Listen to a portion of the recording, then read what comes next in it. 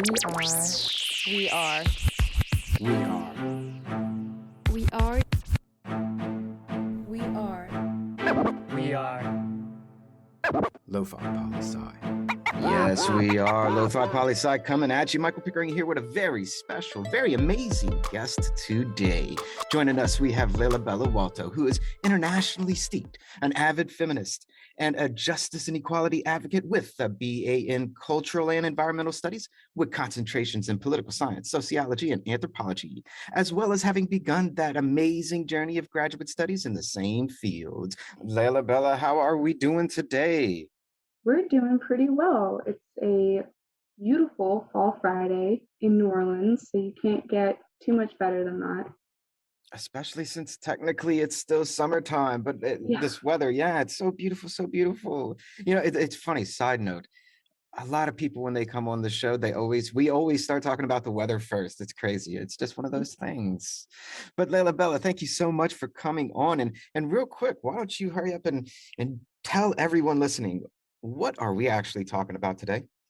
So today we're going to be talking about the treatment of widows and people who have lost their spouses across the world, because there are a lot of different cultural practices and traditions that are different from our Western practices and traditions that I find really fascinating. And I think not enough people know about this kind of humanitarian crisis that is happening around the world. So I want to kind of bring some awareness to that. Oh, I love this. I love this. This is such an incredible topic. And, you know, I am one of those people who I don't know a whole lot about what widows go through once they become widows and how it's different between different cultures and places. So I'm extremely excited. This is your episode. So lead us away. Where are we going to start first? Yeah. So I think I'm going to start kind of talking about our Western practices. So when I think of the word widow, to kind of bring it down to a more personal level, I think about my grandmother, and I think about when she became a widow. I was maybe nine or 10 years old, so it's a little fuzzy, but I just remember all of the food and all of the visitors that came to her house, and her front porch. It was the middle of February in upstate New York, so it was very cold, and so her whole porch was just full of casseroles and pies and people just bringing offerings basically to help her through this process of losing your spouse. I will never think of Dunkin' Donuts the same way. I can't eat a donut from Dunkin' without thinking about that experience. Wow, so really? It kind of is Huh? a very something that stuck with me, is watching that process kind of happen. And that's very customary in our Western world. So a lot of the practices that we have done when specifically a woman loses her husband, are very closely tied to the Bible. So the US is a predominantly, well, maybe not so much anymore, but very Christian Catholic society. And so the Bible has different guidelines and different passages that refer directly to widows. And to quote one of them, it's from Deuteronomy. So it's the people of God must extend to her, referring to the widow, the same merciful protection that they bestow to orphans and defenseless aliens. So there's that idea of this is someone that needs help. This is someone that needs support, and we must, as a community, give her that support. So there's very little shame in it. There's very little judgment.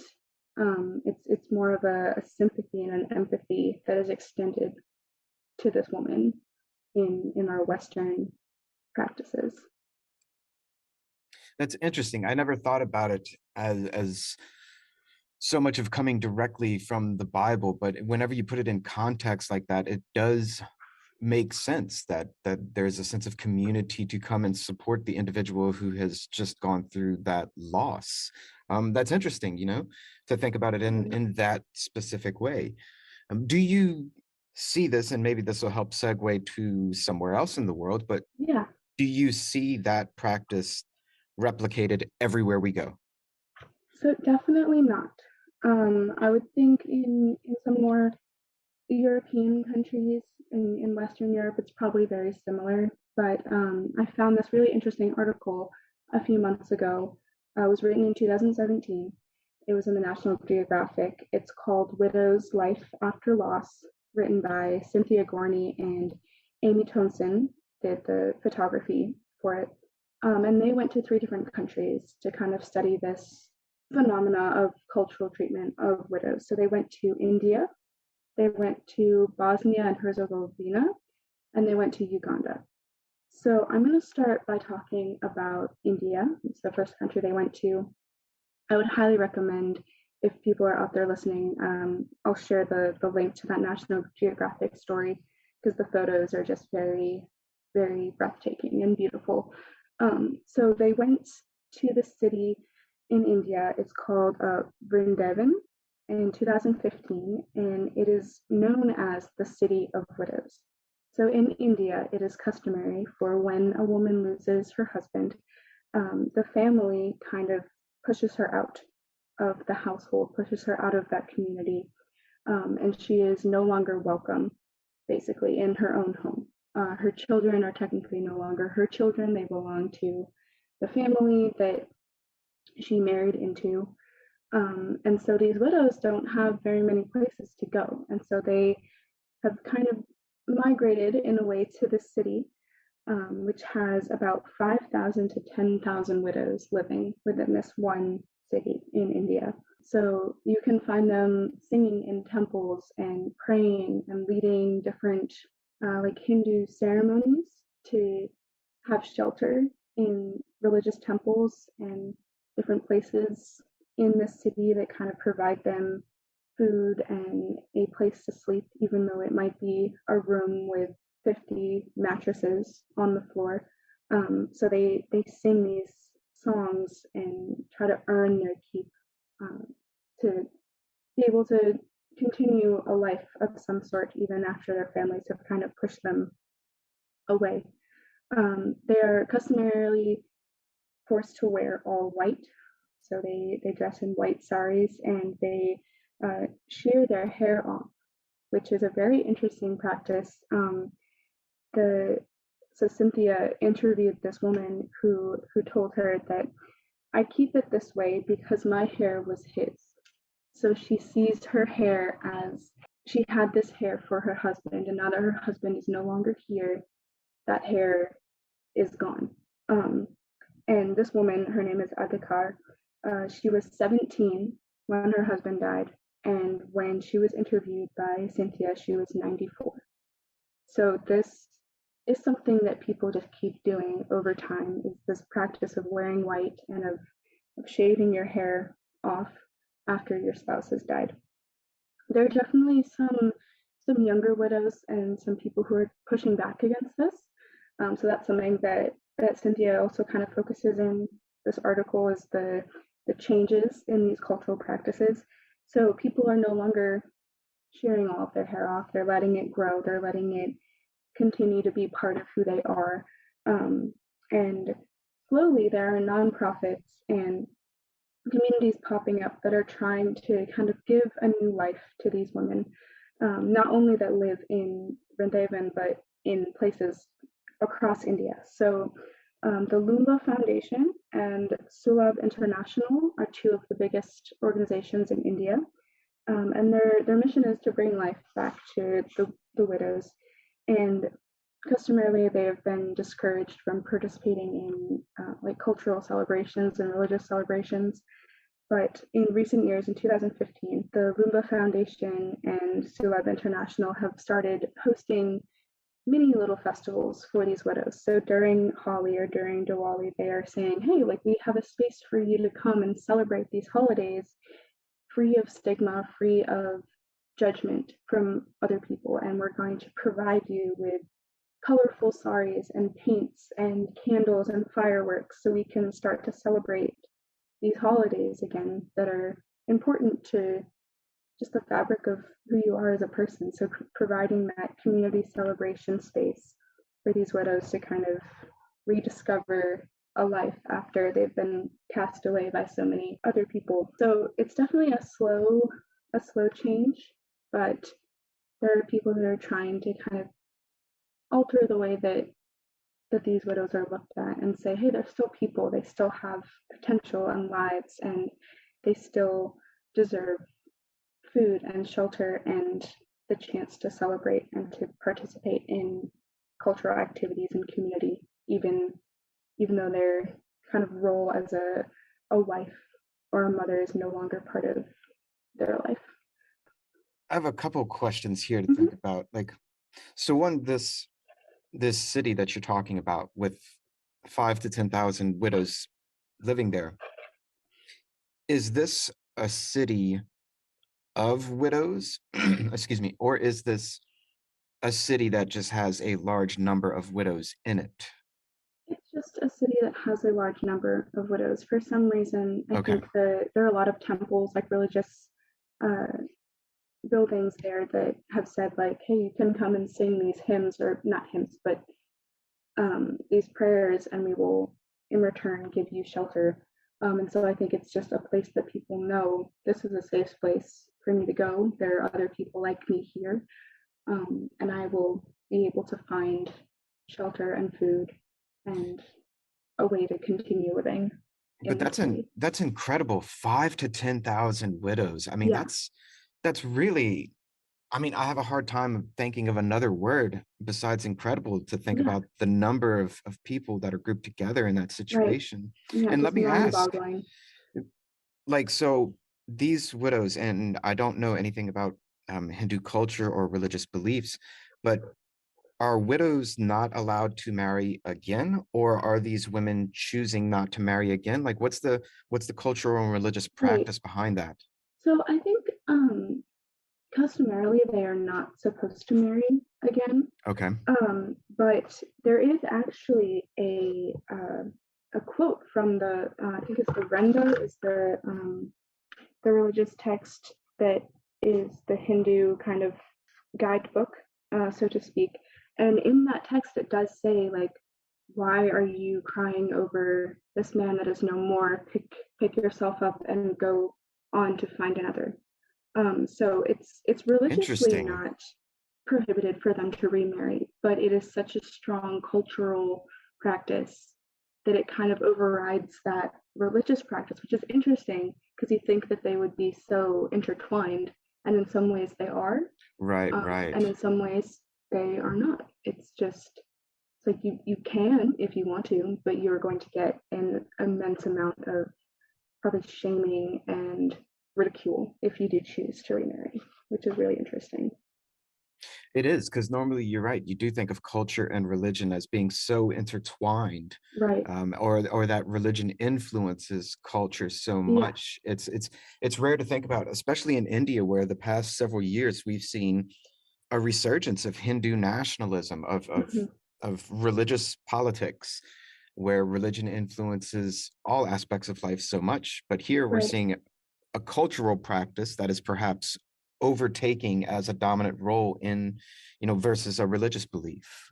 Yeah. That is interesting, for sure, for sure. And what is our next place we are going to? Right. So now we're going to kind of hop over a little bit more towards the west and look at Bosnia and Herzegovina, that experienced a very intense civil war in the 90s. So it's not a war that everyone learns about. The Cranberries have a song about it, but it's on one of their least popular albums. So I'm just a Cranberries fan, and so I've kind of, I too am a yeah, I've been Cranberries hearing fan. about it. Yes. Yeah. Um, yeah, my sister hates that album, so I would play it to annoy her. Um, yeah. So they had this civil war in 19, or not quite a civil war, it's just the Bosnian War, in 1992 until 1995. So this was a war between Bosnian and Herzegovinian people versus proto-states that were backed by Serbia and backed by Croatia. So kind of a land dispute and also an ethnic dispute that kind of fueled this 3-year long war. Um, And the reason why this war is important to this conversation is in 1995, within 1 week, Serbian forces methodically slaughtered about 7,000 Bosnian Muslim men in this one town of Srebrenica. Pronunciation is a little hard, but so in this one town, 7,000 men were killed within 1 week. And these men knew that this was coming. They had a feeling that these Serbian armed forces were there to attack them. And so many of them tried to escape, and they would make plans with their wives, their mothers, their sisters, saying, meet me at this gymnasium at the edge of this town, and I will meet you there if I escape. And so for days after this 1 week in 1995, all these women were picking up their belongings and making this trek to this gymnasium to sit and wait for their men to come in so they could move and start a new life somewhere. But the majority of those men never showed up. They were killed, buried in mass graves, kind of scattered among the beautiful countryside of Bosnia and Herzegovina. And so this obviously left behind a mass amount of widows and mothers who lost sons and sisters who lost brothers. And so in the early 2000s and since, there's been a huge movement for these women to find the remains of their loved ones so they can properly bury them and give them a send-off. So many of these widows, they relocated to this town called Tuzla, and there's an office there that has photographs and letters and all these different documents of these men that were killed in this, really it was a genocide. And so they're getting forensic specialists and DNA specialists and scientists to help them locate the remains of these men, and that can be anything from a few bones to a whole body, and sometimes it takes years to find enough parts of these men for their loved ones to want to bury them, right? Because you don't want to bury just a femur bone, right? You want to have something more substantial to kind of lay this person that you loved to rest. And so that's just an interesting kind of example of resiliency and strength and shared grief that has kind of bound these women together. They live together in homes and in just different like apartment buildings to kind of support each other and to support these efforts to find the remains of the men that they all lost in the same week, in the same conflict. This is an incredible part of the story, because I feel a lot of people are aware of the Bosnian genocide that you're talking about. Right. But less do they think about, and less do people talk about that as a byproduct of 7,000 Bosnian Muslim men being killed.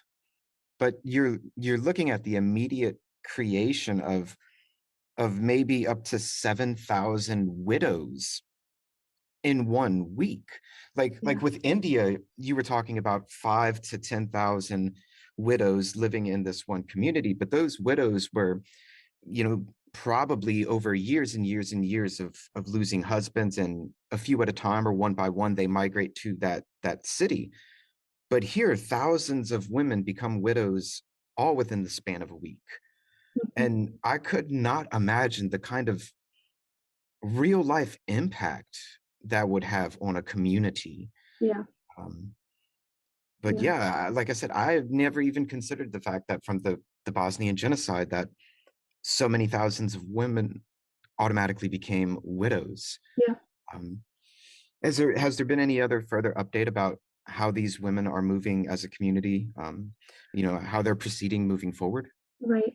Not so much. A lot of them now are kind of a little bit older, and their children are older, and they're just kind of still working on finding the remains of these men. This article, like I said, it was published in 2017, so there's been a few years in between, but I'm sure COVID and a multitude of other conflicts and things has kind of probably slowed down the process of finding these men. But yeah, it's crazy to think about how many people they're looking for. Like they're just pages of photographs and pictures of people they're still searching for.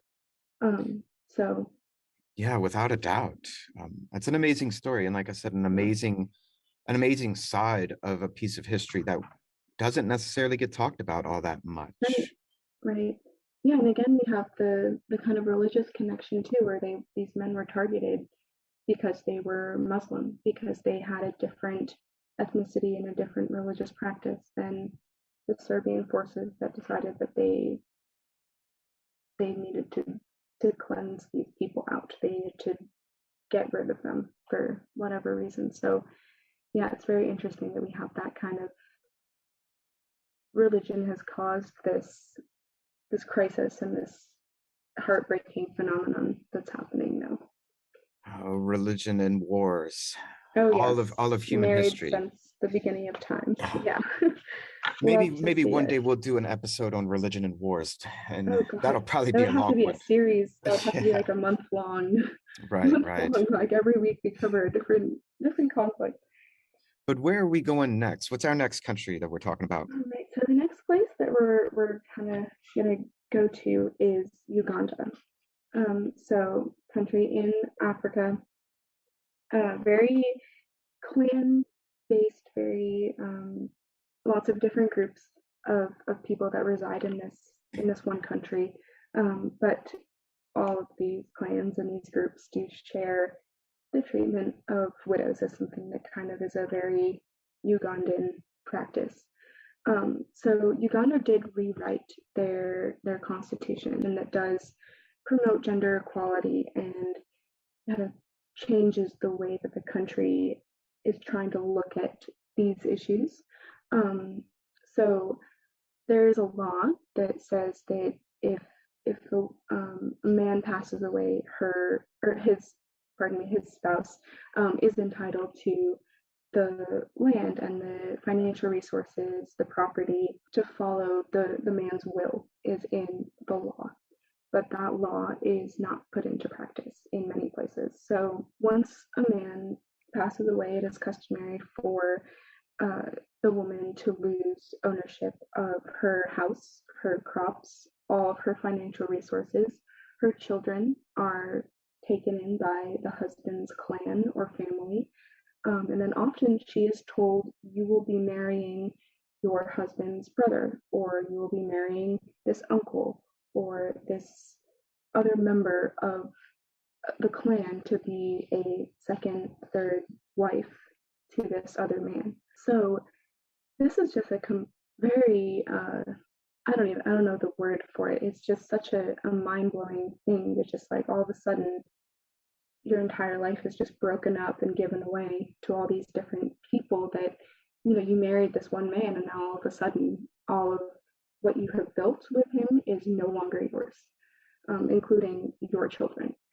So there's been a lot of pushback against this in more recent years. So since like the 2010s, like mid 2010s, people have been taking this to court and saying, this is wrong. I deserve to keep my house and my land so I can continue to earn a living and continue my life. So there is this nonprofit. It's called the International Justice Mission. It's based out of the US, and they work in a lot of different countries with different justice issues, but they have been very much focusing on Uganda and providing defense and representation for widows in smaller courts to kind of bring attention to this and change people's minds and make them think this is not okay for us to just kind of pick apart this woman's life and have it become something else overnight, basically.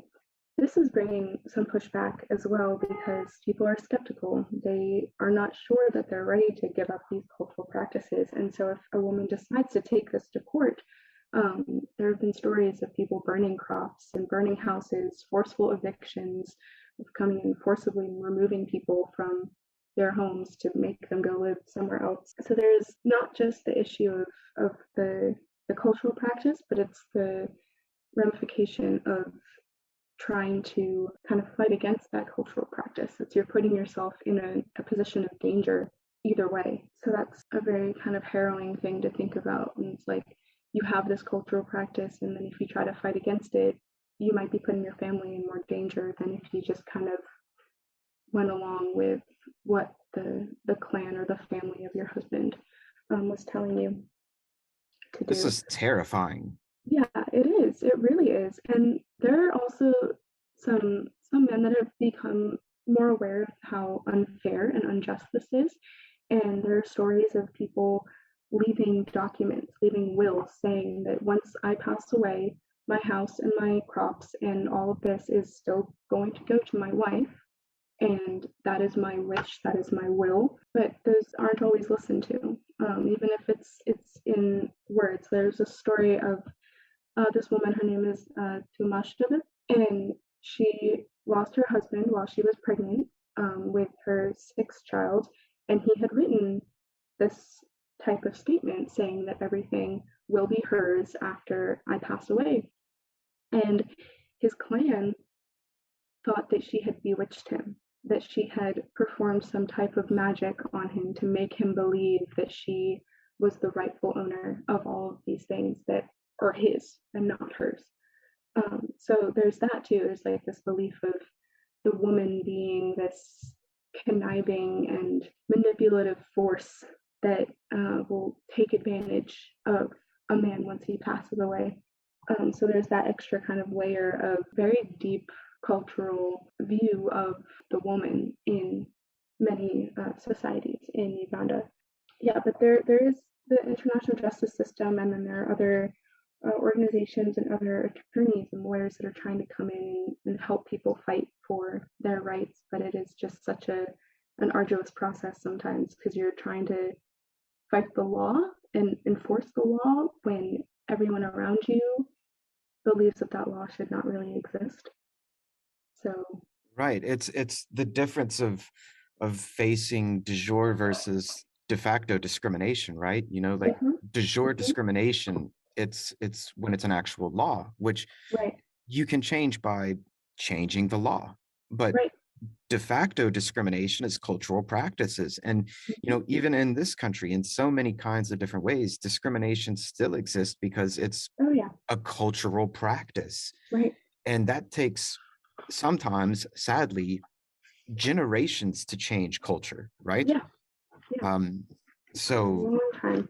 yeah, that's incredible. That's I mean, especially when you think of all three countries together, they do share some similarities, but at the same time, they share some pretty stark differences as far as how widows and women are treated. Yeah, and this has kind of been brought to the attention of the international community as well. So one of the organizations from India, the Lumba Foundation, they kind of petitioned and worked with the UN to declare an International Women's Day, or International Widows Day, pardon.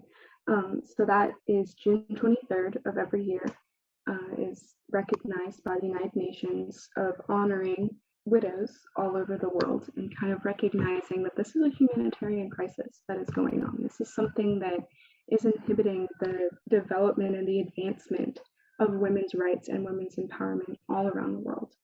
And so the UN has kind of recognized that, and that's, I think, part of now their thought of how do we get resources and how do we help these people that are in this position where they don't really have resources, they don't really have help, they don't have community or people that are willing to help them kind of continue to live after they've lost their spouse. So you can also connect that very much so to how women are kind of disproportionately at risk of a lot of different humanitarian issues.